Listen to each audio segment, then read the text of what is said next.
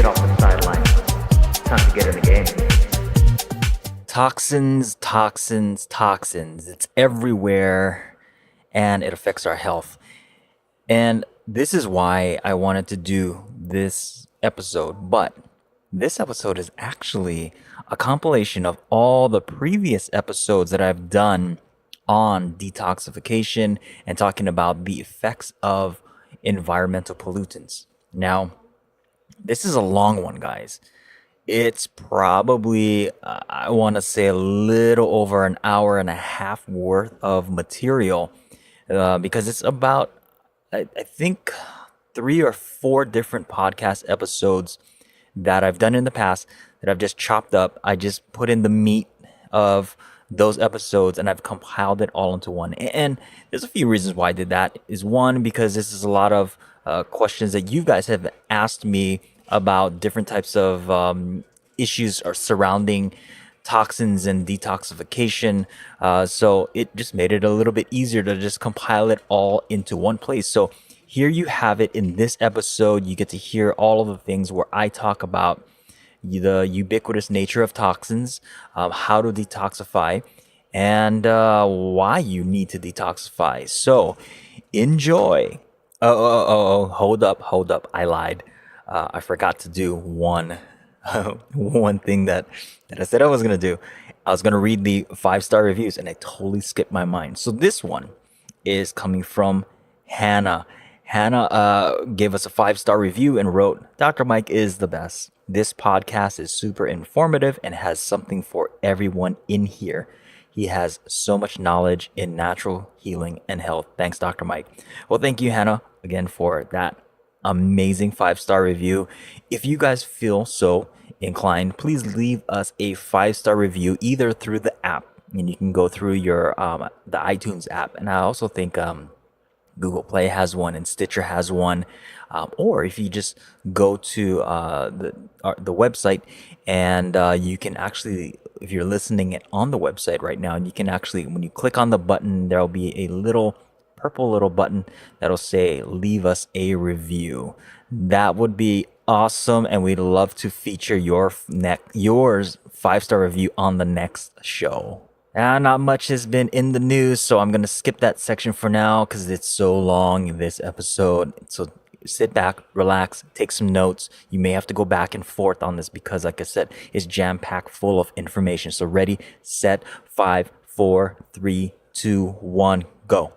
Okay, well, I was born and raised in Hawaii and grew up in the beautiful state, the 50th state. And I went to college in Oregon. And my whole goal in going to college was I actually wanted to become a physical therapist because I wanted to be involved with sports medicine. And I kind of had a shift in my direction and into what I really wanted to do.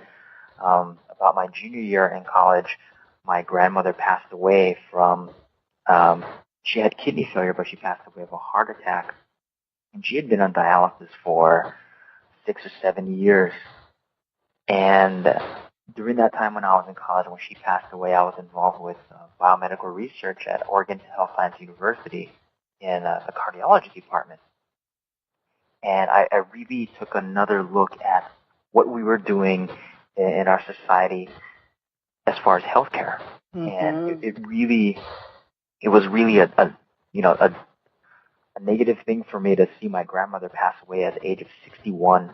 That's so young. Yeah. Oh my goodness. She was 61 years old. And you tack on, those 6 or 7 years being basically incapacitated and being strapped to a dialysis machine, every other day. Yeah. And I saw that our healthcare system really wasn't doing anything to improve the quality of life. We were extending life, granted, but the quality of life wasn't there. And one of my mentors and a couple of my friends kept mentioning to me, maybe I should look into, something else. Maybe I should look into an alternative field.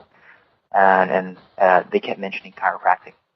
So I went to chiropractic school, and I really didn't know what chiropractic was about. I thought, neck pain, back pain, and all that kind of stuff. And yeah, I think that's what most of us think. Right. You got a headache, you got a backache, you go to a chiropractor, and it wasn't until I was about a year and a half into to the program where I suffered from, a shoulder injury that wasn't really injured. I couldn't use my arm. It was really difficult for me to use my arm. It was almost paralyzed. And, tons and tons of doctors, they were trying to treat me, x-rays and all that kind of stuff, and nobody could really figure out what was going on until another doctor came, and he took a look at me. We ran a bunch of tests and did all those things. He gave me the proper nutrients. He gave me a proper chiropractic adjustment. We worked on different things in the emotional aspect, and within 24 hours, I was able to reuse my arm. And Wow. I called him up the next day and I said, "What did you do?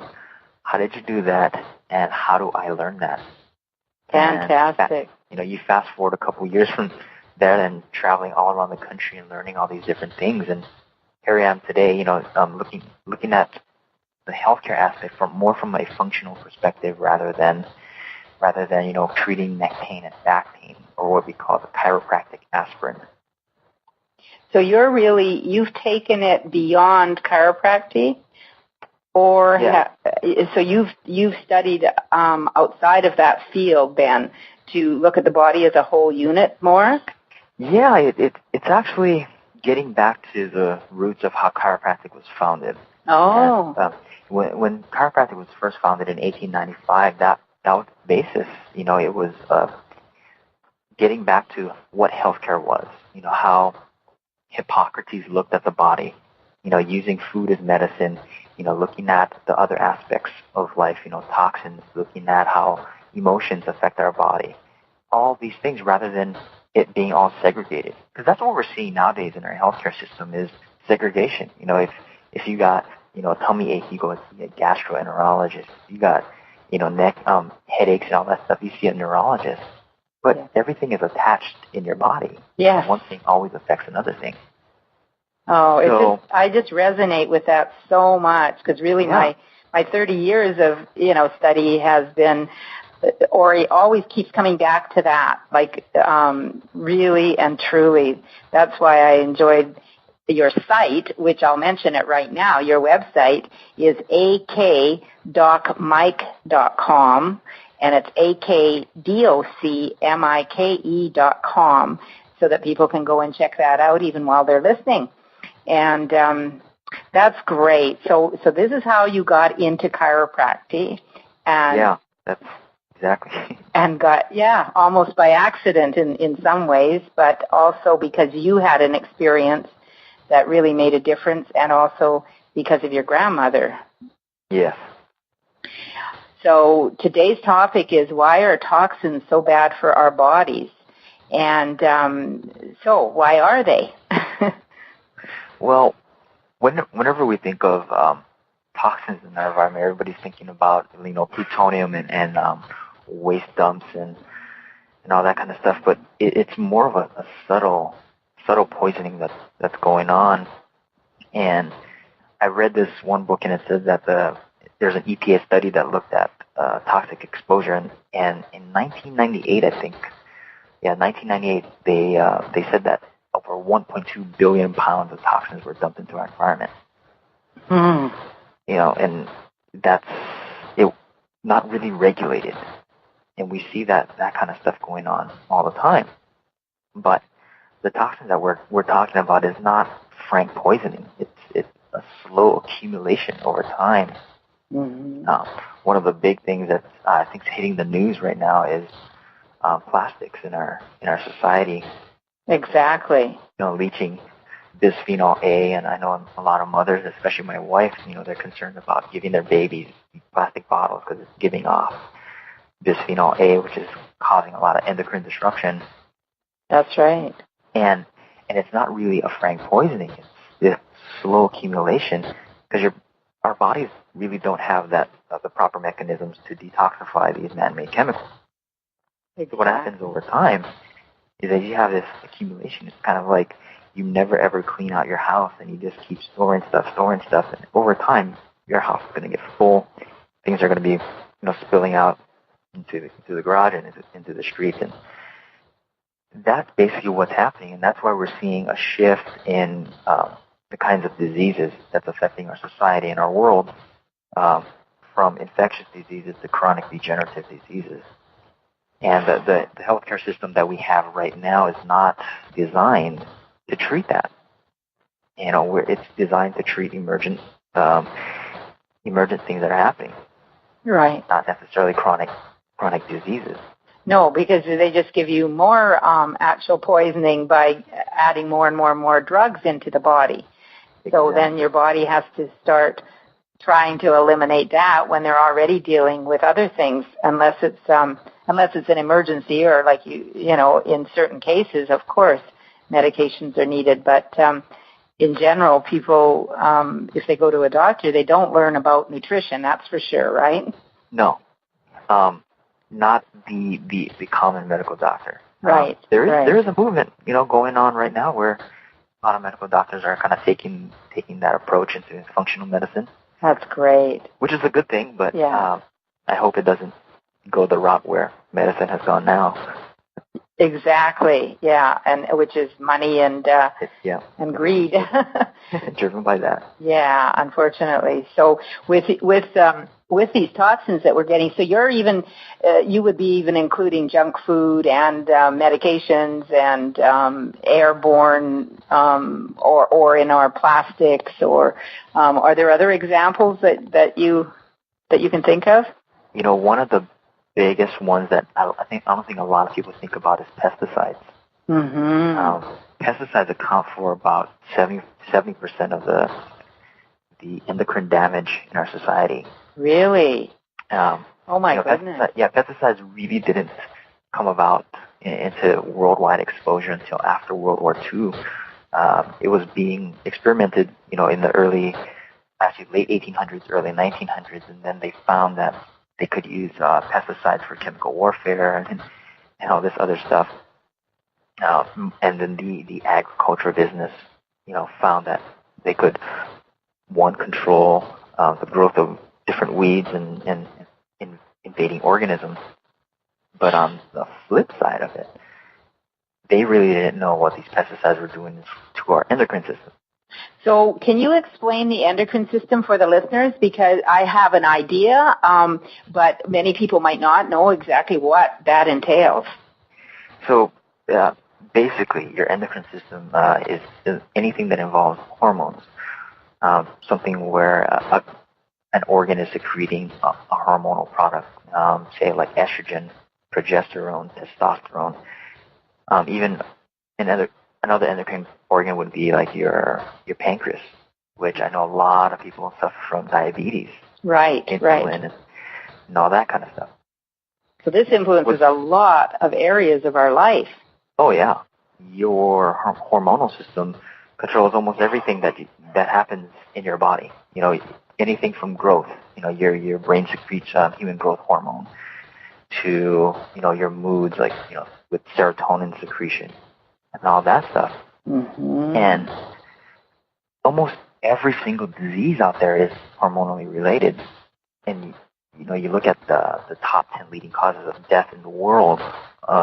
They're all chronic degenerative diseases, but almost all of them are hormonal related in some aspect. And what happens with pesticides is they act as endocrine mimickers. So what they do is they pose as a fake hormone. And the way the hormones work is they work in like this lock and key mechanism, where the hormone is like the key and it fits into like a little lock and it activates some type of mechanism within the cell, which the cell makes all these other things. But if there's something occupying the lock already, the key can't get in. Mm. So you have all these pesticides occupying these sites, and the hormones, they don't work properly. So it signals back to the central nervous system and says, "Hey, you don't have to make enough, or you have to make more." So we see this, especially in women, we see this huge imbalance between estrogen and progesterone. And you look at the rise in breast cancers, right? Around the world. I wrote an article today about cancer awareness, because today is Lance Armstrong Day, Live Strong Day. Right. Cancer awareness. And I said something in there where, did we evolve differently, or is the world that we're living in different? That's a really good way of putting it. Mm-hmm. It's like, well, why has all of this changed? Because if you go back 100, 150 years ago, you can rarely find, traces of cancer like there is today. That's right. Even a few years ago. Well, it seems to have just really, really skyrocketed in the last few years, even. Yeah. And so it's like, okay, what's different today than 100, even 50 years ago? Well, the difference today is, the world that we live in. We live in a fast-paced, easy access to nutrient-devoid foods. And what's different today than 100, even 50 years ago? Well, the difference today is, the world that we live in. We live in a fast-paced, easy access to nutrient-devoid foods and toxins everywhere. You look at the houses that you live in, you have all these volatile organic compounds off-gassing, from your carpets to the paint that you use to the couch that you're lying on. You can't avoid it. You can't avoid being exposed to these toxins, no matter where you go. The EPA did studies where they had to drill a mile down in the Arctic into the ice to find toxin-free ice. Really? I didn't know that. A mile down. They went and they biopsied tissues from people living in Iceland and the Inuits and all these different, tribal cultures where you didn't think that they were being exposed, and they had high levels of DDTs and dioxin.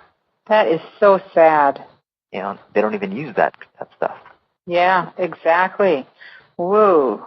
So this is getting a little depressing, but I think that awareness is the first key. Yeah. And, because for me, I put a lot of emphasis on the nutrition part, but, I don't always think as deeply about all the other areas. But do you first, you've talked about what can happen even as far as cancer goes, which I'd like to do a whole other call, even maybe just on that with you sometime. But what other symptoms can people maybe be having, and just ordinary symptoms that could even be related to this that you might come across? Well, some of the leading things that we find happening now is chronic fatigue syndrome. Or what's been termed fibromyalgia. Exactly, because that word wasn't even around 15, 20 years ago. And that's kind of like a made-up term. You look at fibromyalgia, it's pain in either the connective tissue or the muscles. Yeah. Pretty much your entire body. Yeah. And they're like, oh, we don't really know what causes it. Well, yeah, you do. You do. And that's another one. We're seeing huge increases in unexplained migraine headaches. I wondered about that. Yeah. I wondered if there were more. Because not only are you getting the environmental toxins, but like even coffee, like having so much coffee, your poor body starts to break down because, that I know a lot of people that have migraines, myself included. I used to get migraines when I was drinking a lot of coffee. I knew it was bad for me, but I just needed to keep going. And I'd get a migraine about every 2 months. Yeah. And the thing with toxicity is, as you write on your blog, you write about cravings. Right. It impacts your endocrine system. And if you throw off, your blood sugar balance, you are going to crave things that'll try to get itself back into balance. Mm-hmm. The highly sugared foods. That's right. And so the body is actually, it's trying to do its best, but then it gets overloaded, and all the hormones or the whatever's helping it to helping your body stabilize, like your insulin to stabilize your blood sugar, gets all out of whack, right? Yeah. Because it doesn't know what to do. Right. Yeah, it's So, so we've covered, where toxins come from and somewhat what they do to our bodies. Do you have some advice for us on how we can get rid of toxins from our bodies? Well, my first advice always is to become aware, or live consciously rather than unconsciously. Mm-hmm. Start to read labels and do research about the things that you're putting into your body or surrounding yourselves with. If you can find things or materials that you're using that don't outgas as much, choose that. The other things that you can do is the things that you're putting into your body as far as nutrition. Yeah. You talk a lot about that. I do. In your posts about whole foods, water intake, and all that kind of stuff. But there's a medical doctor that I really, really like, and she's like the foremost expert on toxicology. Her name is Dr. Sherry Rogers. And she looks at how your body detoxifies as far as the nutrients that you put into it. And one of the things that you have to increase in your body is glutathione. Glutathione is your body's natural antioxidant and natural detoxifiant. And it's most abundant in your liver. And some of the things that you can do to increase glutathione is any foods that contain sulfur in it. So things like onions, garlic. Oh. Those types of foods help to increase sulfur compounds within your body. Mm-hmm. You can also take nutritional supplements that contain N-acetylcysteine. Another good one for people who's suffering from like chronic fatigue and all that kind of stuff, where they're exposed to a lot of toxins, is L-carnitine, because L-carnitine helps to increase mitochondrial function. So explain that for our listeners. The mitochondrial function. That's the heart, right? There are these little things in your cells that's like the powerhouses of your cells. It's kind of like the power generators in a city, and toxins really, really attack at that. They lodge into your mitochondria and disrupt how your cells make energy. So then, if you decrease energy, you're going to feel fatigue. So if you have L-carnitine and N-acetylcysteine, vitamin C, vitamin A, vitamin E, those types of things, even alpha-lipoic acid, those are a good basis to start with to help your body, help your cells to function better. And we can't really get these enough of these in the foods now because the foods are so depleted. Yeah, that's a whole subject in itself. Yeah. You could if you ate like 33 pounds of spinach. Yeah. Or drank like a quart of safflower oil to get your baseline amounts of vitamin E. But yeah. Can you give us an idea of yourself personally? What you would have in a day? I'm sort of putting you on the spot because we hadn't discussed that before, but that might be helpful. Like how you avoid loading up on toxins. Well, to start the day, we have a house water filtration system. Ah. Because don't get me started on the things that are in our water. When I was in college, we analyzed the water in Oregon. Uh-huh. It's pretty amazing, some of the things that we found in there. Really? Birth control and all that stuff. So I used to joke around and tell the girls in our class, you don't need to buy birth control, just drink the water. Oh, isn't that sad? Well, that is so sad. That strong in there. Mm-hmm. Another thing, brushing your teeth. There's a huge controversy with using fluoride, because fluoride is a halogen and disrupts your thyroid function as well. Oh, right. You know what? I've never had my kids have fluoride treatments, and I haven't had them. I actually had documents from 30 years ago. That was one of the things that really stuck in my brain. Don't use fluoride. So yeah. But some people are starting to understand that. But I just knew it was bad for me, and I wasn't going to touch it. Yeah. Those are two of the major things, and then looking at the the shampoos and conditioners and lotions and potions that you're putting on your body, one of the biggest things is making sure that those things are paraben free.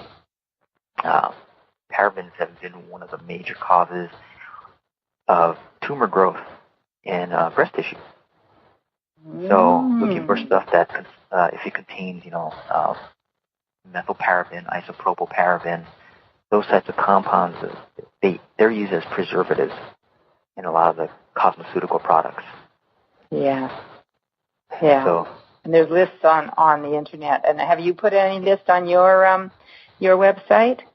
Not yet. Not yet. I'm still compiling a whole bunch of things. Good. Okay. So if people go to your blog, they'll start to see this kind of information. I don't put a lot of that because I put my emphasis mostly on food. So, but that's great that they'll be able to find that there. So you start your day. You always have healthy water because you've got a wonderful filtration system of your own. You don't brush your teeth with anything that has fluoride in it. You don't have parabens in your shampoos and lotions. So those are really, even those 3 tips for our listeners will be a great start, right? Yeah. I kind of went through like the average American day, before they leave their house, they're exposed to about 3,000 to 4,000 different chemicals. Oh, are you serious? Yeah. No, that's too much. That's very, very frightening. No. Well, a house that's not, that their water isn't filtered, they're exposed to about, 1,000 known chemicals, not to mention the ones that they don't know. Tacking on the other things, from your laundry detergent, the things that are off-gassing from that, and all those things, it came out to about 3,000 to 4,000. Yeah, that's pretty overwhelming. Yeah. Yeah.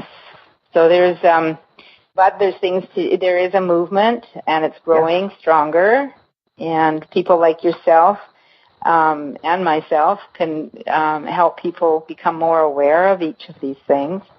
Mm-hmm. Are there, what is your food, since I'm always interested in food?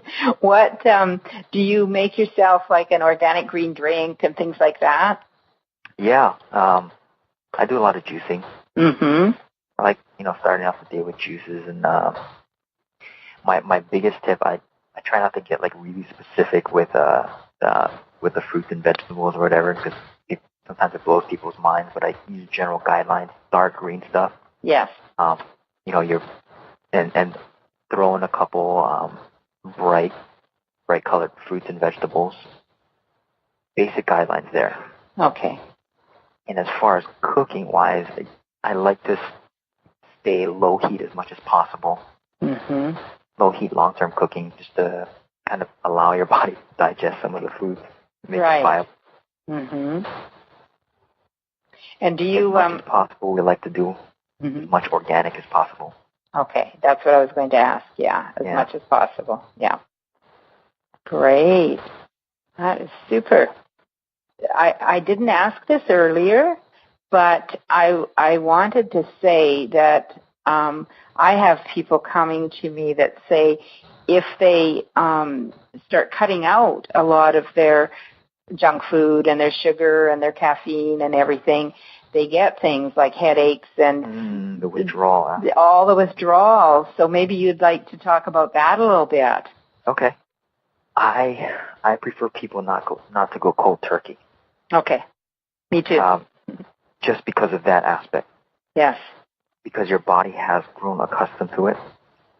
So once you start, your body's accustomed to it. It knows, it recognizes that chemical imprint.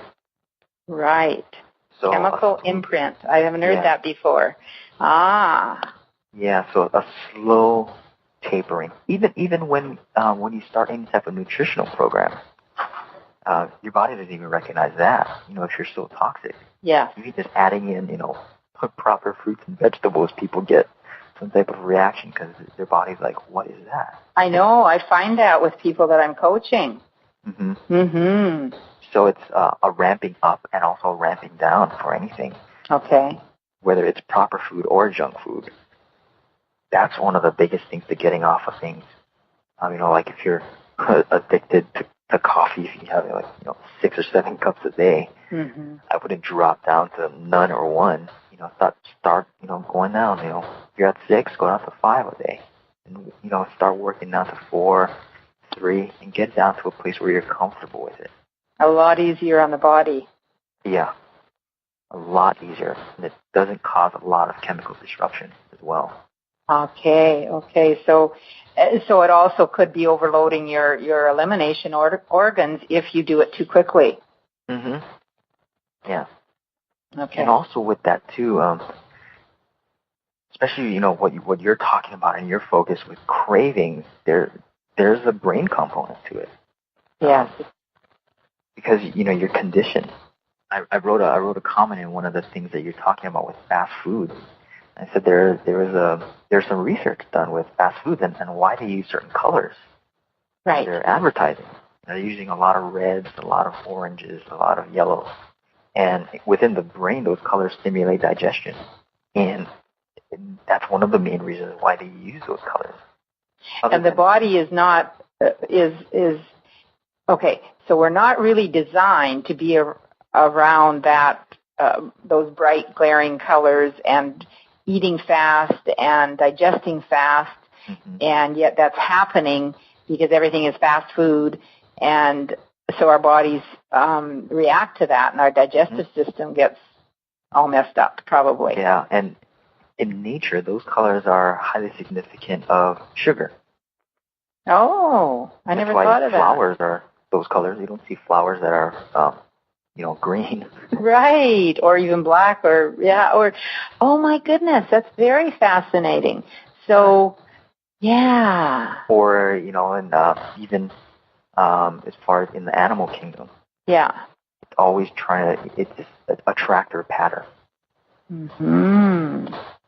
Yeah. So it all there's a big brain component in there as well. A lot of things that do with people is doing brain retraining, having to do things retraining how the brain processes information, forming new neural pathways. Right. Yeah. I have a guest speaker who talks about that. Well, emotional eating, and she works with people on that, and I find that really fascinating. And there's even the movie What the Bleep, if people have seen that, that's fascinating because that does show you exactly how we're so programmed, and there's deep grooves of programming in a certain way in all our habits, right? And so then when you change your habit, you have to keep doing the new habit over and over and over so that there's a deeper groove of that. But I guess that's why, because we've still got the old groove there, if we get off it, we can easily fall back into old habits too. Yeah. There was a program on PBS called the Brain Fitness Program, and they're talking about neuroplasticity and how it's a negative thing as we get older. As we get into what we call a rut. Yeah. We never use our brain.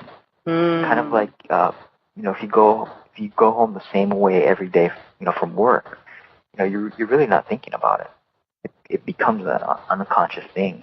Right. So you're really not using any brain processes. And you see a lot of people being affected with brain disorders that are going on now.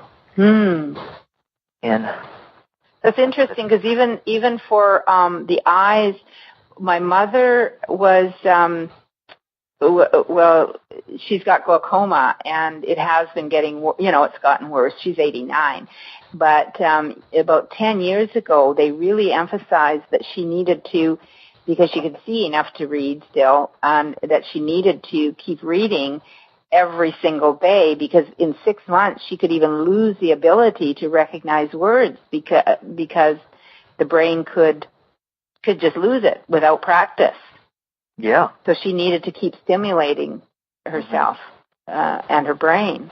So definitely. Yeah. So I think that is very fascinating. And it's like when I worked for Dr. Paul Bragg, one of his favorite sayings was, if you don't use it, you lose it. Exactly. That's how your body works. Yeah. Well, this has been great. I've really enjoyed our talk, and I hope we can do this again. Talk about toxins. Let's talk about the things that are not supposed to be in your body. And here's what I have to say about toxins. First of all, is that we naturally produce toxins from the things that we are eating. So here's the way you got to look at it. Your body's whole goal with eating food is to produce energy, and the byproduct of producing that energy is a toxic residue. Just like if you get in your car and you step on the gas, you're going to go forward, and that's what you want to do. You want to get from point A to point B. But in the meantime, the process of burning the fuel will create exhaust. And a well-running car will have the exhaust going out of the car. Now, the bad things that happens is that if the exhaust comes into your car and you start breathing it, then you don't want to drive in that car and you're not functioning right. And the same thing happens in your body. Your body wants to get the toxins out of the cell, not in the cell. So like I said, we are naturally producing toxins, and it's our job to get the toxins out. Okay, so that's step one. Step two is also we're being exposed to toxins in our environment, and that's kind of what we're going to be focusing on this episode. We're being exposed to all of these external toxins, and it's causing ramifications. It's increasing the toxic load upon our body because, like I said, we're naturally producing toxins, and then we're naturally being exposed to toxins. So we have a double whammy here, and we need to take care of that so that our bodies can function normally. Because remember, you do not want to be breathing in all of that exhaust, and that's what your cells are doing. They're breathing in all of that excess toxicity.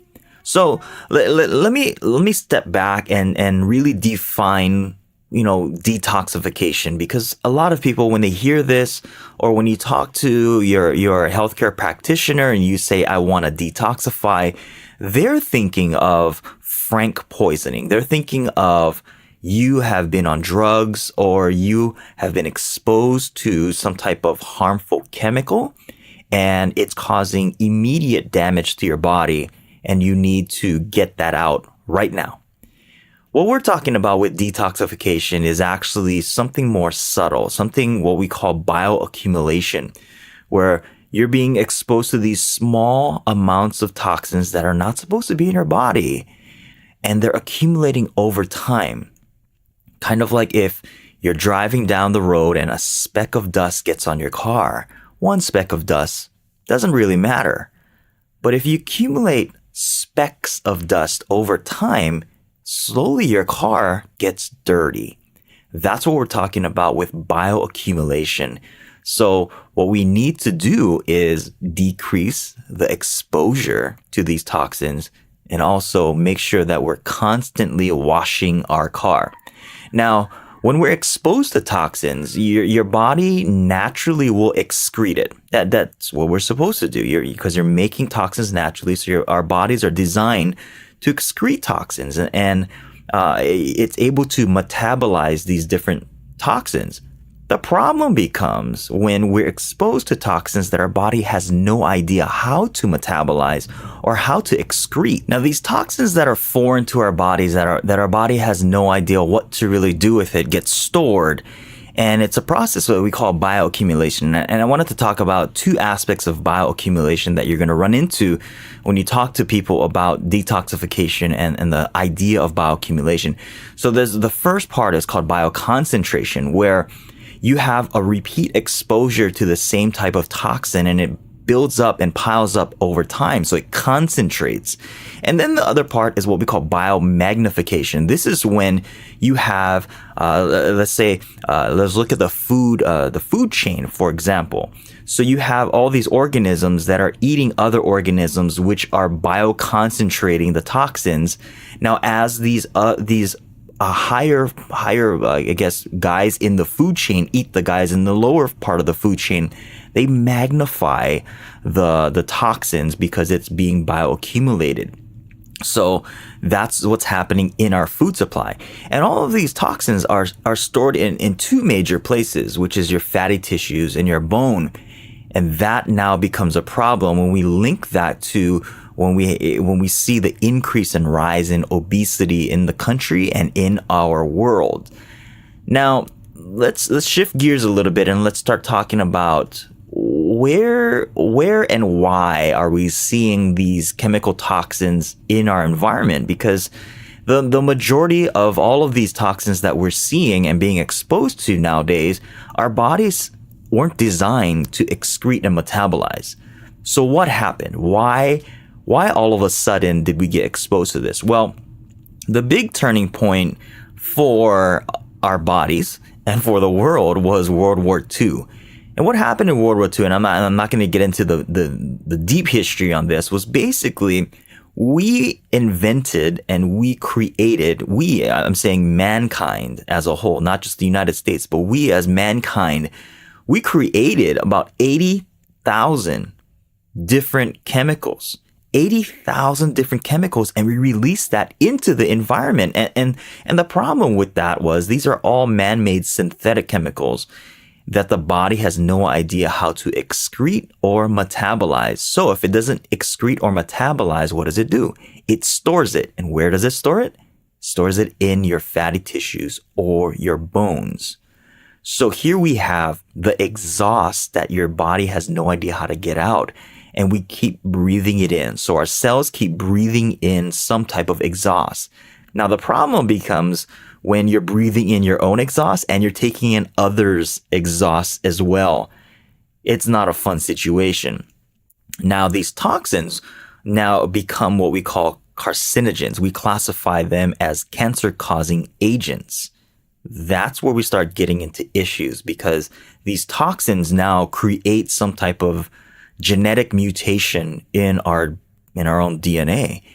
And that's why we see the rise of all of these different types of diseases out here. So World War II, man, we started seeing all of these foreign chemicals being released into the environment. And a lot of it, you look at World War II, a lot of it was used as chemical warfare. And that's the majority of our initial exposure. We were using this for chemical warfare. And then, especially, let's take a look in Japan. When they started using this as chemical warfare, all of these chemicals were used to destroy the rice crops in Japan. And the problem with these chemicals is that they stick around. It's not like you just release them and then they evaporate and go out into space and they never ever return. They stick around. This is what we call persistent organic pollutants, POPs or POPs. They stick around. So if they stick around in the environment, they sure stick around in your body and they wreak havoc.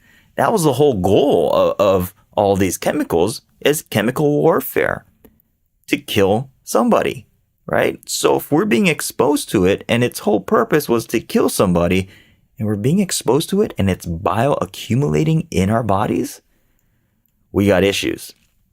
So luckily, the World Health Organization started to see that this was becoming a problem. And really it only happened because there was a lady who wrote this book called The Silent Spring.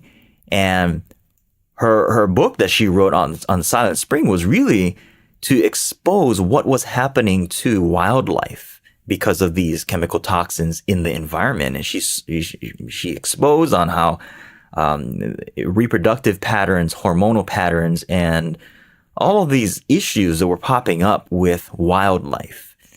So this kind of went on, and then the World Health Organization, United Nations, they all got together and they put this list together called the Dirty Dozen, and they banned the Dirty Dozen. And here, let me name off the list for you. Dioxins, PCBs, aldrin, chlordane, dieldrin, endrin, heptachlor, HCB, Mirex, toxaphene, furans, and DDT. And a lot of these you're probably not familiar with, nor will you ever be exposed to it directly right now because they're banned. But they took one off the list. So off of this dirty dozen, they still allowed one of them, which is called DDT. And DDT is a chemical that they use for mosquito control. And they deemed that DDT was still necessary to control the spread of malaria in developing countries. So they said, well, let's just spray this in developing countries and we'll isolate the exposures there. Problem becomes when there's this thing called the jet stream. And the jet stream will blow this DDT all throughout the world. So we're all being exposed to this. And they did studies where they biopsy tissues of Alaskan Eskimos. Is that a correct term? Or native Eskimos? I don't know the correct term for that. I think it's Inuits. I'm sorry. I don't want to offend anybody. You know, I'm a native Hawaiian myself, and we get mixed up with names all the time. But they biopsy these tribe members that were basically living in the same way that they've been living for thousands of years, meaning that they had no voluntary exposure to these toxins because their diet consisted of what they lived off on the land. And the surprising fact was they had tons and tons of carcinogenic compounds in their fatty tissues. And it's all because of environmental exposure through the jet streams. And another thing was they had to drill down in the, I think the Antarctic, they drilled down, and they had to drill down over a mile deep to find ice that was not contaminated with environmental toxins. A mile deep into the ice core, guys, to not find toxins. So imagine that the far-reaching places of the earth still being affected by these toxins. Imagine what we're being exposed to. Okay.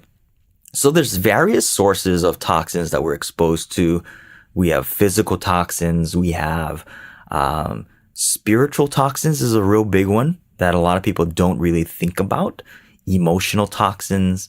We have electromagnetic toxins, geothermal stuff, geopathic. All of these things affect our body. And to step back, let me define what a toxin really is. A toxin is something that creates free radical damage or basically speeds up the oxidative process in your body. So basically, what you're doing is you're speeding up your body rusting from the inside out. That's basically what toxins do. Or they block some type of natural biochemical process in your body.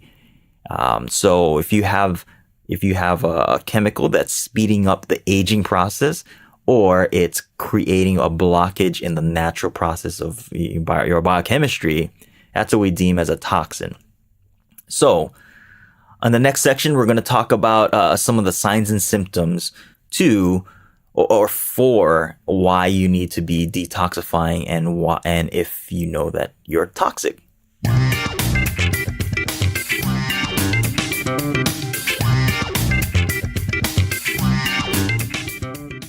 All right, so here are the typical signs and symptoms that you need to be aware of so that you'll know that these are signs of toxicity. And let me say, I'm putting together all of these episodes to give you guys a template so that you can know where to begin your healing process. Okay, so it all begins, guys, with detoxification. Because if you are toxic, it's affecting every part of your body. So remember I said toxins will speed up the aging process, the oxidative process, and it'll block the natural biochemical processes in your body. So if you're blocking a natural function in your body, you're going to have a symptom that's saying that your body's not functioning properly. And it'll manifest in any of these ways. So look at this: sinusitis, postnasal drip. That's a sign. A metallic taste in your mouth, any type of recurring infections or upper respiratory infections, burning of your skin, feeling like something's creepy crawling on your skin, any type of abdominal gastrointestinal complaint, fatigue, headaches, joint pains. This is beginning to sound like some pharmaceutical commercial, right? If you're experiencing any of these side effects, please consult your physician. Just kidding. Joint pains, mood swings, emotional imbalance. Holy cow. This is a real big one for a lot of people in our society. Mood swings and emotional imbalance.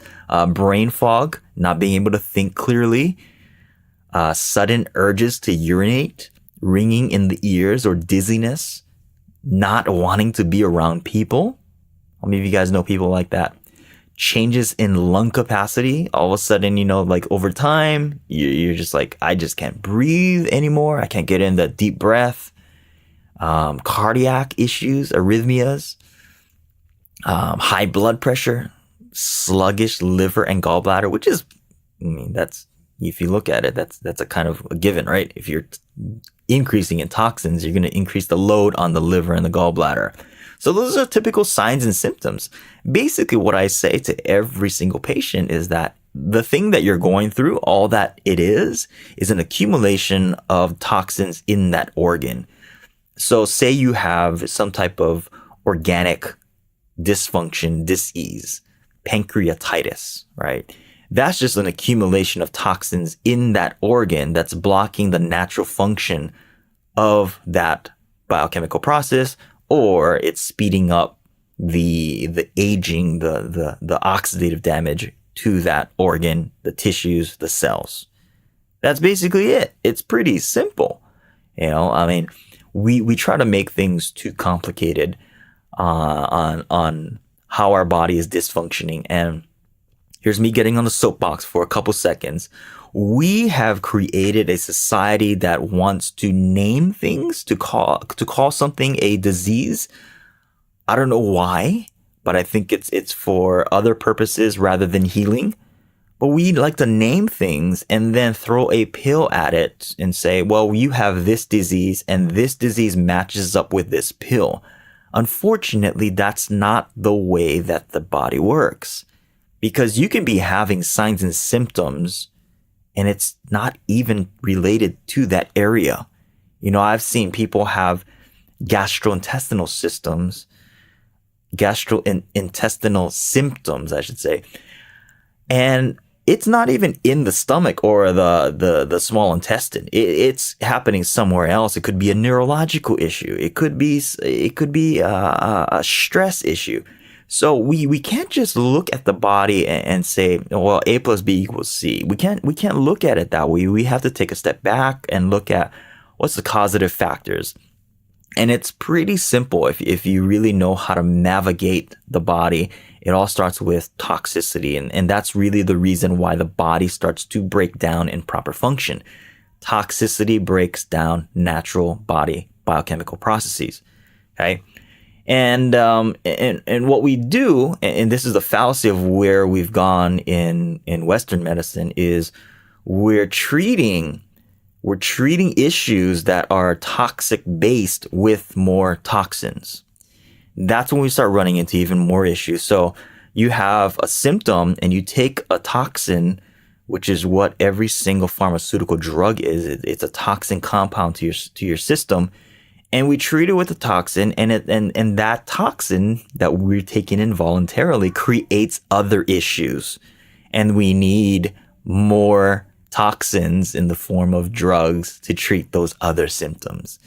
So the next section, we're going to talk about the best ways I recommend to my patients to detoxify your body.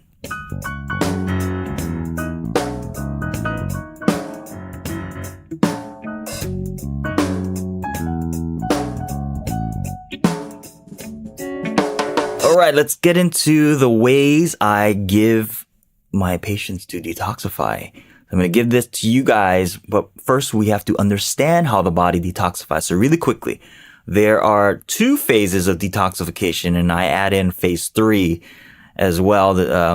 Phase 1 and phase 2 is what's commonly taught in textbooks, but I like to add in phase 3. So basically, this is how I explain the phases of detoxification. Phase 1 is like you're going through your house and you're looking for all the trash to bag up. You're going around, you're scavenging out and saying, hey, look, this is trash. And you're taking it out and you're putting it in trash bags. That's phase 1, right? You're gathering all the trash, putting it in trash bags. Phase 2 is where you take those trash bags that is all piled up in your house, and you're taking it out into the trash receptacles and putting it on the street, waiting for the garbage man to come out. Okay, so phase 2 is it's all bagged up. Now you're taking all that trash out into the streets and waiting for Mr. Trash Man to come and take it away. Phase 3 is the trash man coming down the street, picking up the trash that you took out of your house, taking it away, and getting rid of it, putting it in the landfills, whatever they're going to do with the trash. That's basically the 3 phases of detoxification. Now, what usually happens is that people will get bogged up in any of the transitions to the different phases. So sometimes you can be good at bagging up the trash, but then nobody takes it out of the house, so the trash bags just accumulate in your house. Or you're good at bagging it up, you're good at taking it out on the street, but the trash men are on strike. Nobody's coming around to take out the trash, so now your streets gets all polluted with all these trash bags. So what we have to do in a detoxification program is make sure that all 3 phases are being addressed. That's what we need to do for a proper detoxification program, because I see a lot of people get on these fad detox programs and they're not addressing all 3 phases. So some detox programs may be geared at getting from phase 1 to phase 2, that transitory state, I should say. And then they get bogged down with constipation. So the trash never really gets taken out. And then what you do is the trash starts piling back up and it backs up into your house. So that's not effective. And then others that are just focused on increasing phase 2 to phase 3, which you're just increasing the rate of the trash men coming around the community, but nobody bothered to pick up the trash in the house. That's when we got problems as well, because if there's no trash for the trash men to pick up, you're just going to be wasting away the natural things that your body needs. So you're just getting rid of stuff that the body doesn't necessarily need to excrete. So you're losing the vital things in your body. Okay, so we got to focus on all 3 phases of detoxification. There's 3 main routes of detoxification, which is through defecation, which is your poop, urination, which is your pee, and respiration, which is your breathing. So that's how your body naturally gets rid of toxins: poop, pee, and breathing. If those 3 main routes are congested, bogged down, your body will then go to a secondary route, which is through your skin. And this is why we see a lot of people who have skin issues and they're trying skin remedies where they're using lotions, potions, creams, all of this stuff, and their skin issues never go away because it's not necessarily a skin issue. It's a toxin issue. Your body's 3 main routes of detoxification are backed up.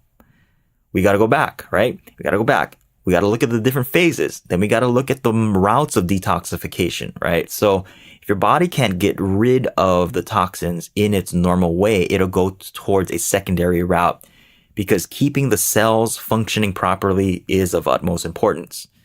So your body will do whatever it needs to get rid of the toxins, whatever means possible, even if it means creating issues on your skin. So remember, if you have skin issues, it's not a skin issue per se. It's some type of toxin issue. So with that said, the first way that I always recommend to patients on detoxification is an elimination diet and a detoxification nutrition program. So the elimination diet is exactly what it sounds like. You're eliminating the common offenders, and the common offenders that we always look at is wheat, corn, dairy, soy. Those are the common culprits there. And eggs sometimes, those are culprits in the elimination process. And then we got to look at what kind of foods are we putting in our body. So here's the way you look at it. You got to take out the things that's going to be causing more toxicity and more stress upon your system. And then you need to put in things that will enhance phase 1, phase 2, and phase 3. Okay, so you want to be eating a more plant-based diet. 80 to 90% of your diet will be plant-based. Now, you don't have to get all technical with, does it have to be raw? Does it have to be steamed or whatever? in the initial phases, most people's guts cannot take, and we're going to talk about digestive health in a few more episodes, but most people can't take a 100% raw diet because we don't have enough of the digestive enzymes to break down the raw foods because we've obliterated it all, and that's basically what happened. So we need to just be getting in good foods in the beginning. We're decreasing the toxic load on our body. So if you need to steam the vegetables, then steam it, So detoxification nutrition program is of utmost importance for the first step. And then, you can also supplement with stuff. I won't get into the whole supplement aspects of it all, but some good things to be doing is boosting glutathione. That's usually one of the greatest sources I see in practice that I use is through undenatured whey protein. Also things like N-acetylcysteine that will help increase phase 1 to phase 2. Okay. Milk thistle is another great one for adding into a detox nutrition program. So that was the first way. First way, elimination diet and a detoxification nutrition program. Second way is through an infrared sauna. And infrared saunas, that's one of my favorite tools to use in the office for detoxification program because that affects pretty much all the phases and all the routes of detoxification for your body. And one of the big issues that we see and where people back up is between phase 2 and phase 3. So they're doing really good to increase phase 1 to phase 2. So they're bagging up all the trash because most people are going on detox programs, right? And they bag up the trash, but they're not getting it out. The trash man is not coming out, or if the trash man is coming around, there's just so much toxins out that it can't keep up. So what infrared saunas do is that they increase the body's circulation. They increase the body's rate of lymphatic flow. Sorry, couldn't say that word. Getting rid of the lymphatic fluids, which is carrying the toxins out into circulation to get rid of it. So it increases that. It also increases the body's ability to get rid of toxins through the secondary route, through your skin. So you perspire and get rid of toxins there. And you're primarily getting rid of heavy metals. And that's one of the real big bonuses with the infrared saunas is that it gets rid of heavy metal toxins. And heavy metal toxins are linked towards all kinds of neurodegenerative diseases. So infrared saunas, we use that in our office. And then what patients do is a lot of them actually just purchase their own home sauna so that they can use the sauna on a daily basis. And this has been very, very instrumental for a lot of chronic degenerative diseases that we see in our office for their recovery is getting one in their home and using it on a daily basis. So second way is infrared sauna. Now, the third way, this has been around for quite a while, which is coffee enemas. And a lot of people who are well versed in detoxification and natural remedies have heard about coffee enemas. If you haven't, you need to look into it. And we're going to do a video on how to do coffee enemas. I'm not going to show you guys the coffee enema procedure, but we want to educate you on why the coffee enema is so important and how to, I'm going to do the video on the preparation, not the actual application. For those of you guys who are wondering, like, oh my gosh, are we going to see the actual enema itself? No, we're not going to get into that. But when this actually used to be part of hospital procedures in I think it was in the 1970s. It was actually in the Merck manual as a standard procedure for detoxification in a hospital setting. So basically what happens is that you're using, and you have to use organic coffee, by the way, because if you're not, then you're using coffee that has a lot of pesticides and you're just putting more toxins back into your body. So organic coffee, we like to use S.A. Wilson's. If you go onto our website, we have a link, one of our affiliate links to S.A. Wilson's. You guys can go and get that. And S.A. Wilson's is one of the best organic coffees, and it's specifically designed for coffee enemas. So you do the coffee enema, and what happens is your colon absorbs the coffee, and then it goes straight to the liver and causes the liver to pump out the toxins. And it's a great way to get the toxins out very quickly. And for those who are severely ill, sometimes we make you do it like 2 to 3 times a day. And one of the, I guess, the one that exposed this the most in a treatment protocol was Max Gerson, Dr. Max Gerson of the Gerson therapy. And he's treated all kinds of degenerative diseases. He's well known for dealing with cancer patients that have been given no hope, and he's had miraculous recoveries with patients from that. And I personally have been able to see those miraculous recoveries with a handful of our patients as well. And this is one of the ways that we use for detoxification. Now, other things that you want to do is I've talked about this in the Periscope episode, is you want to decrease your toxin load. And the major toxin load that we're being exposed to today is from pesticides. All these pesticide residues on the produce that we're eating. And I'm seeing a lot more pesticide exposure, not necessarily because we're seeing more pesticides being sprayed, but we're seeing a lot of, and here's the funny thing, we're seeing a lot of people wanting to become healthier, so they're consuming more vegetables and fruits, which is a good thing, but they're also not consuming organic ones. They're just consuming fruits and vegetables, which have been sprayed with tons of pesticides. So I'm seeing a lot more people in the course of wanting to become healthier, actually getting sicker.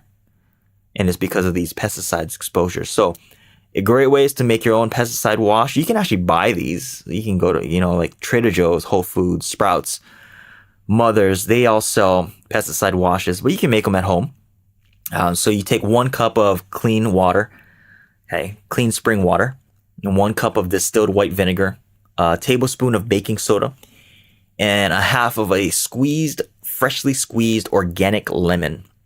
Now, when you mix the baking soda and the vinegar, note of caution that it will create a volcanic reaction. So you'll start to see the bubbles. So if you guys remember in elementary school, we used to make those volcanoes. This is how we made the volcanoes. It was baking soda and vinegar. So when you mix those two together, it'll start to bubble up. Let the bubbles die down. Then add in the fresh lemon. Stir up all the contents. Everything will dissolve, and it'll create a solution. And then you can put this in a spray bottle. And then how you use it is when you get your produce at home, you spray the produce, put it in a little bowl or something like that. Spray the produce, leave it in the bowl for about 5 minutes, and then 5 minutes later, come back and then wash off all the stuff that you sprayed on. And what it'll do is it'll dissolve all of those pesticide residues, so you're not consuming it and you're not making your body sicker in the process of you wanting to become healthier, right? That's like the ultimate oxymoron. I'm trying to get healthier and I'm eating fruits and vegetables, but I'm getting sicker and sicker. So again, my 3 ways to detoxify: elimination diet, detoxification nutrition program. Number 2, infrared saunas. And number 3, coffee enemas. And I created a little cheat sheet for you guys on how to do those things. So if you go to the blog and you we're calling it blogs nowadays rather than the show notes, because I was on a podcast episode once, and the guy said we should stop calling it show notes because nobody knows what show notes. Everybody knows what a blog is. So the blog post correlated with this podcast episode. It's not called show notes anymore, guys. But with that said, just go there. There's a cheat sheet for you guys to take a look at, and it'll have all of the stuff that I just said.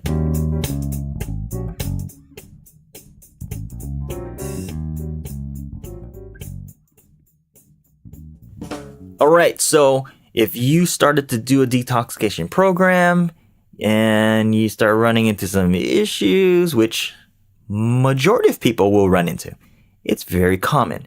you'll start to notice some of these signs that starts popping up as you start to detoxify.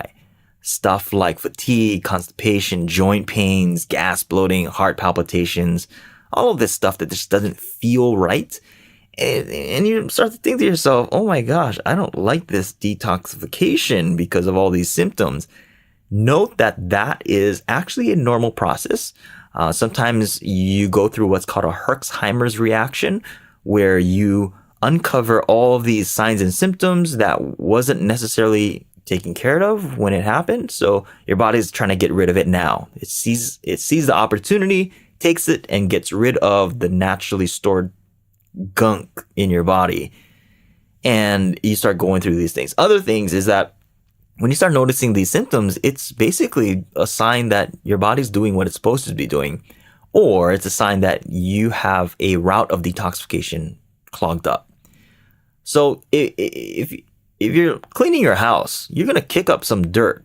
You're going to kick up some dust through the process of cleaning out your house. So this is a normal process, but you also have to understand, especially if you're constipated, you need to know that you are getting bogged down between phase 2 and phase 3. So you got to make sure that you're well hydrated and that you are doing everything to increase bowel movements.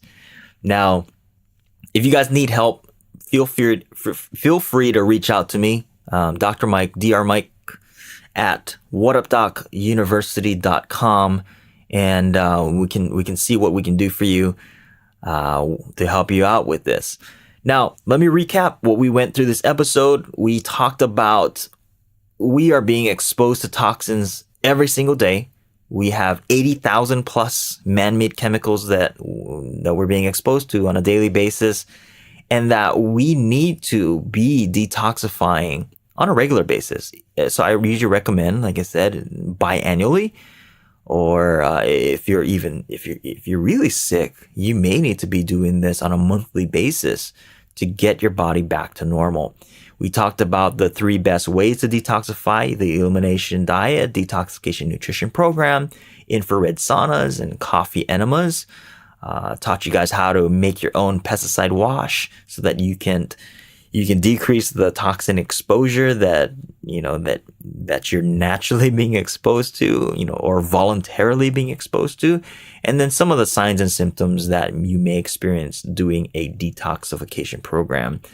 In this episode, we're going to be going over a little bit of this will kind of be a reminder of some of the topics that we talked about before. And at the beginning of the year, everybody's setting brand new resolutions. One of the most common one is weight loss. But we're not going to talk about weight loss in this episode. We're going to talk about the thing that we need to look at before we even start addressing the weight loss. And weight loss is one of those big issues, or one of the common things that I see people for. People, they're like, hey doc, I need to lose weight, or the extra weight is causing me this chronic health disease. And what I always focus on first before we even look at weight loss is detoxification. And that's what we're going to talk about in this episode. We talked about it in a couple previous episodes, and I want you guys to go back. I'll put those links up in the show notes.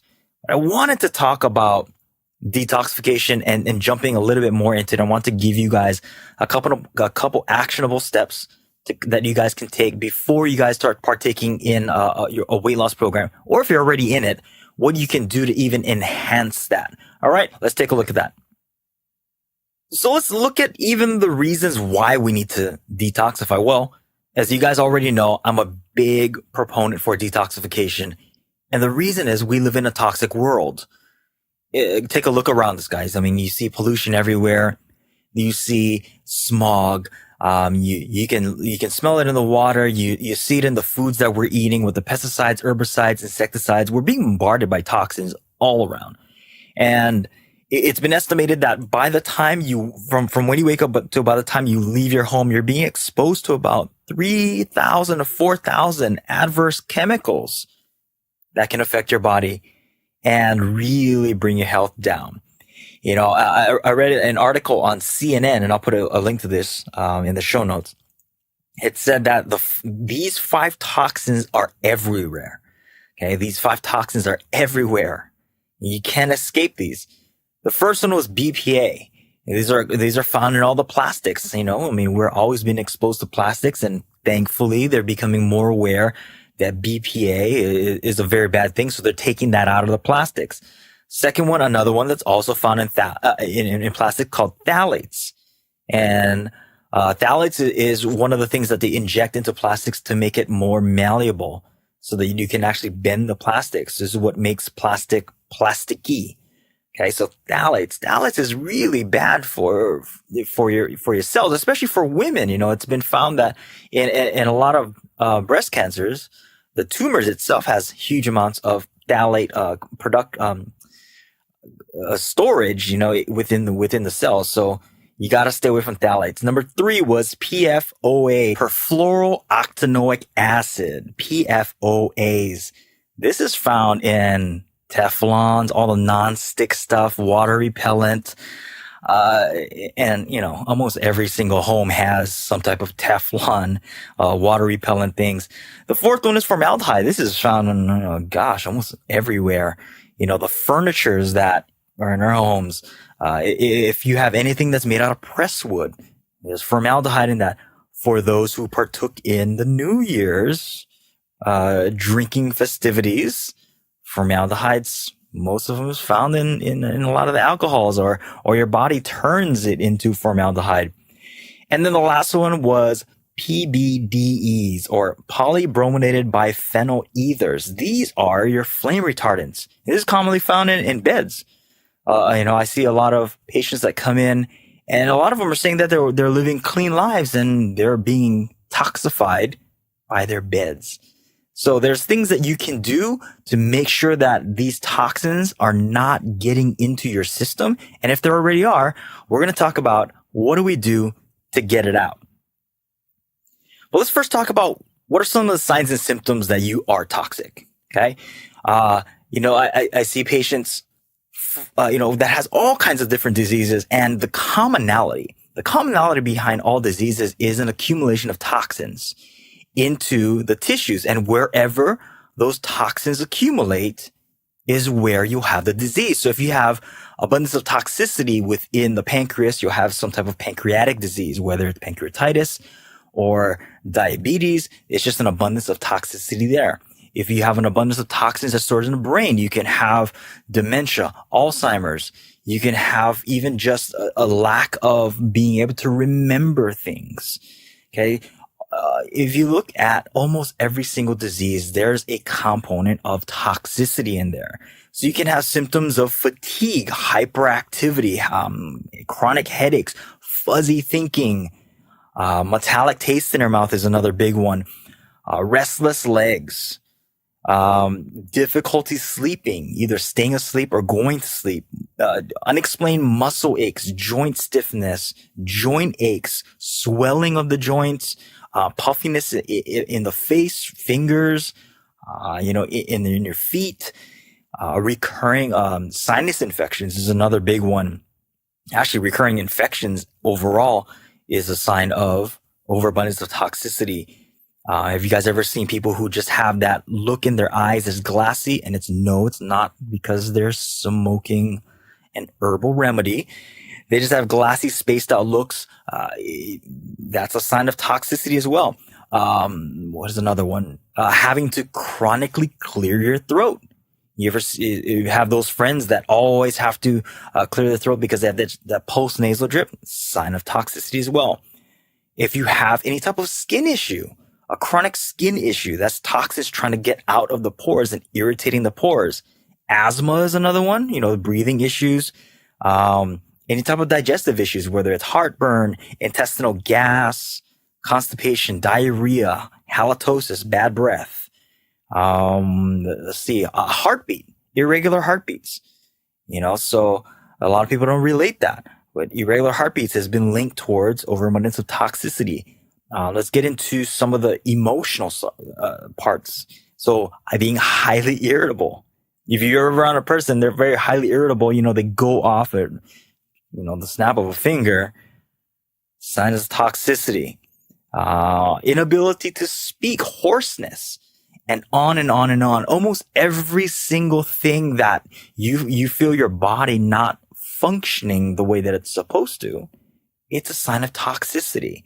So whenever a patient comes into my office, the first place we always start off is detoxification. Now, it's kind of popular, around. I read a lot of health blogs. I see a lot of different health podcasts, different health gurus out there talking about detoxification. It's become very popular these days. And I see a lot of detoxification systems, one-off products that talk about, oh, this is the magic bullet for detoxification.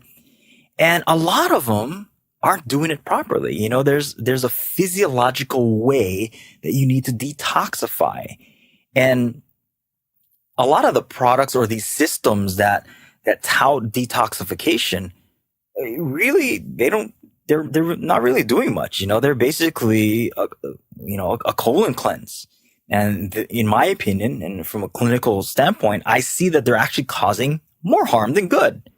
So there's good intentions, but the intentions doesn't necessarily mean that you're going to get a great outcome. Okay. So what I'm going to do is I want to give you guys just a general outline. It's going to be very general, by the way, a general outline of what we use in our clinic as far as a step sequence on how to detoxify. Okay.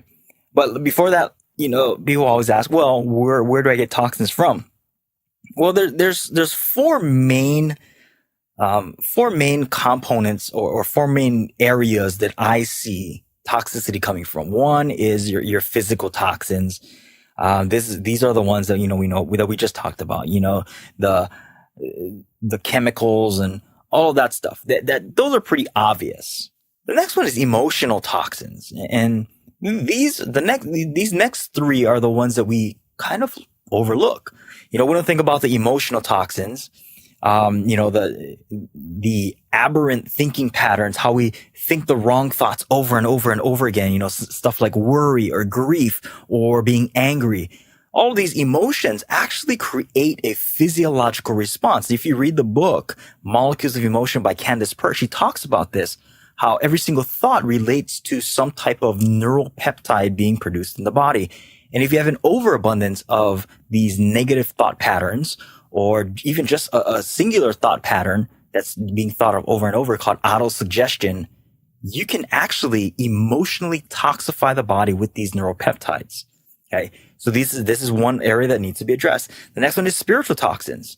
And this can also come from, the standpoint of, well, I believe something on a conscious level, but on a subconscious level, it doesn't resonate with me.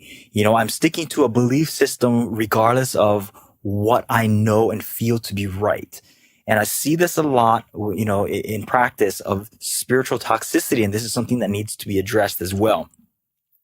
And then the last one, which we're slowly coming to look at as being a viable source of toxicity. And, before, this was kind of shunned off to the side, which is electrotoxins or electrosmog, and how dirty electricity, radio frequencies, the stuff flying through the air that we can't see, how it's affecting our bodies. So this is becoming a really big issue. So the four again are physical toxins, emotional toxins, spiritual toxins, and electrotoxins. And there's other stuff that falls into place like geopathic stressors, which is coming from the earth and all these stuff. But these are the four major ones that I deal with in practice. So now let's get into the nitty gritty of how do we start getting rid of this stuff? So the way you have to look at it is all the toxins accumulate within the cells. So if the cells start accumulating it, they don't work properly. And the way you have to visualize this is that a cell is like your house, and your house sits in a community, and the community is the organ. Okay. And if one house starts to get toxic, that doesn't necessarily bother the community. But if each house within the community, so each cell, right? If they're all getting toxified because there's a source of toxicity coming in. What happens to the entire community if all of the houses are being filled up with trash? Well, the community doesn't function properly. So we have to start within the house itself. Okay. So we have to start within the cell and getting all the garbage out of the cell. And then we have to, once we get it out of the cell, we have to bag it up properly so that the garbage men that come around can take it away nicely. What a lot of these detoxification programs do is they just send in the garbage men and there's no garbage to pick up on the street because the people running the homes weren't instructed on how to bag up their trash properly. Okay. So where we have to start first. Okay. Again, let's look at the community. We have this community and, the trash is starting to fill up in the streets. Now, if the trash is filled up in the streets, it's very difficult for the garbage men to come around and pick up all the trash. So what we got to do is we got to start cleaning up the streets first. So the first place we start in every single detoxification program is opening up all of the channels of elimination. Okay. What we call clearing out the channels. So what we need to do is open up the channels, which is the organs that get the toxins out. Okay. So the first place I actually start patients off with is we look at their current diet and we start off with an elimination diet. Okay. We're going to pull out all the stuff. So we stop putting more trash in the street. Then we want to go on an elimination diet. Okay. Now after the elimination diet, we want to start getting into clearing, right? We want to clear out these routes of detoxification. So there are 3 major routes that we want to focus on that, we can address. First one is your colon. We got to make sure that the colon is cleared out. There was a naturopathic doctor, Dr. Bernard Jensen, who was very, very adamant about clearing out the colon. And he devised a program that would actually cleanse out the colon. And his whole belief, which was proven, by the way, his whole belief was that inside of the colon, there was a mucus layer that would build up and hold toxins within this mucus layer. And that in order to be an effective detoxification program, you actually had to get that mucus layer off of the walls. So it's kind of like you're going into the pipes of your body, of your house, and you got to scrub off all that grime that was built up. So he created this program, and what it would do was eat away at this mucoid plaque. And not to get graphic here, but you would actually poop out this mucoid plaque. And some of the times it would be like 4 to 5, 6 feet long of this black, like it looks like this long snake, this rubbery snake. And this was part of clearing out the colon, and this is where it all starts, because if you're constipated, you're not getting rid of the toxins. And if you're constipated, you're actually not just getting rid, not getting rid of the toxins, you're actually reabsorbing the toxins. It's kind of gross, right? So this is called auto intoxication. You're trying to get rid of the toxins, but the guys taking out the trash, all they do is they go around the block and they come back and put the trash right back where it started. That's what happens when you're constipated. And the number one cure for constipation, getting hydrated. You got to drink more water. So we're going to talk about that. So the first route is the colon. Next route is your kidneys. The kidneys will filter out a lot of the other toxins, the water soluble toxins, and get that out of your body as quickly as possible. Problem is, you're going to see a very common pattern here, guys. The problem is most people aren't hydrated enough. So if you're not hydrated enough, you're not going to urinate enough, and you're just going to hold those toxins in. So, we're going back to that analogy of the community. Okay. You got to clear out the streets. And sometimes you got to pressure wash the streets. You got to actually flood the streets. So in the beginning part of your detoxification program, you got to get rehydrated.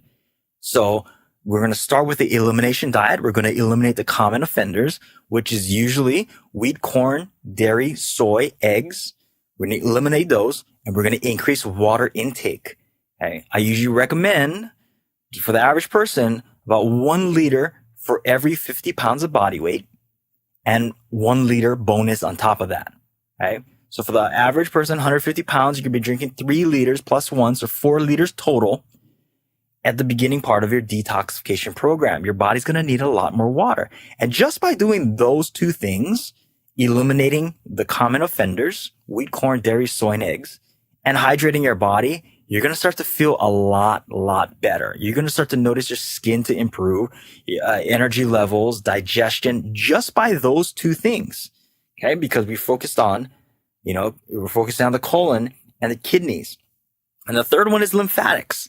So your lymphatics is what pumps out all the waste. You want to get that to get, the lymphatics is the streets. Okay. So we want to be able to pump and flow the lymphatics. The interesting thing about the lymphatics is it doesn't have its own pump like the heart does, right? The heart pumps out the blood into circulation, but the lymphatics, which is basically the opposite of the circulatory or the other part of the circulatory system, this part of the body doesn't have any pumps. It relies on muscle contraction, muscle movement. So elimination diet, getting hydrated, and also movement. So even just something like walking for 20 minutes a day, that's going to stimulate the movement in your body. And there's going to be other things that we can do, but I'm not going to get all into that today. Okay, so we covered colon, we covered kidneys, we covered the lymphatics. Those are the routes of detoxification. Then we want to get to the detoxification plants. Okay, we cleared out the streets. Now we want to instruct each cell how to bag up the trash. We want to tell each cell that there is trash within, the rooms of the house. And that's where we're going to focus on the liver. And we're going to focus on the liver. The liver, what it does is it helps to take out all of the harmful toxins and makes it non-toxic. Okay. And then we're going to look at there's basically 3 other categories that we want to address, that we want to help the cells to get rid of. Okay. One is heavy metals. Next one is persistent organic pollutants. These are like your pesticides, insecticides, herbicides, all of the ides, these different chemicals and solvents and the man-made stuff, and if you listen to the other episode, you'll hear me when I talk about that after World War II, over 80,000 different man-made chemicals were released into the environment. And these chemicals, our body has no idea how to get rid of it. So if it doesn't know how to get rid of it, it stores it, and it stores it within the cellular matrix. Okay. So either within the connective tissues itself or within the cell itself. That's a bad thing, right? It's kind of like we're storing the trash. We don't know where to put it. There's no landfills. The landfills are all filled up. So we just leave it out in the streets, and then it starts backflowing into the homes. Okay. So we got to look at heavy metals and persistent organic pollutants, and then parasites. Okay. These 3 go hand in hand. Okay. If I see huge amounts of parasites, I know that there's heavy metals and persistent organic pollutants. They all go hand in hand. So we got to make sure that we're doing things to get rid of these heavy metals. Stuff like buffer vitamin C, glutathione is going to be really good to help getting rid of the heavy metals, persistent organic pollutants. Chlorella is another good one. Cilantro, good for heavy metals, specifically like mercury. And then parasites don't like wormwood. Now, the thing with a parasitic detoxification is you have to cycle it. Okay, you're going to do like a 2 week on, 2 week off, 2 week on. So it's going to be about a total of 6 weeks for parasitic cleanses. And total for a detoxification program that I put patients through is anywhere between 2 to 4 months of getting rid of and clearing out the body. Okay. So let me refresh again. We got to start with the elimination diet. We're going to hydrate. Okay? We're going to hydrate. We're going to get some movement. And then we are going to start adding in nutrients like, increasing glutathione, vitamin C, and then taking stuff like wormwood that will actually help to get. If you made it this far in this episode, congratulations. I want to say it's been an hour and a half worth of material here. So congratulations for sitting through it. Hopefully you guys got something out of it. Here's what I want you guys to do is I want you guys to write out a post and put it on Instagram. And I want you to tag me on the post. What I want you to do is I want you to list down the 3 things that you're going to do to work on establishing either a cleaner home, cleaner lifestyle, and what you're going to do to detoxify. And tag me on it on Instagram at tripleplaydoc. I want to see what you guys are doing. If you're tired of being sick and tired and you're on endless medications, you're not getting the proper care and attention for your health, what I want you to do is maybe think about setting up a consultation with me. I do offer online consultations, complimentary. We'll sit down for 20 minutes over Zoom and we'll discuss. First, you'll fill out a form. It'll kind of let me know what's going on with you. And then once you schedule that, we'll sit down over Zoom. I'll take a look at it.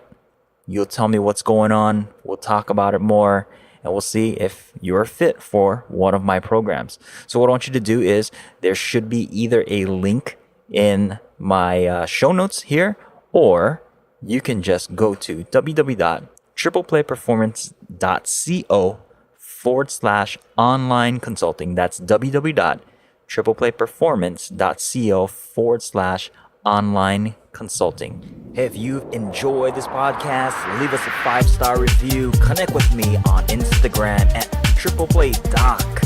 Stay tuned for more episodes. Tell your friends, tell your family, tell the entire world. Till the next episode, be well and aloha.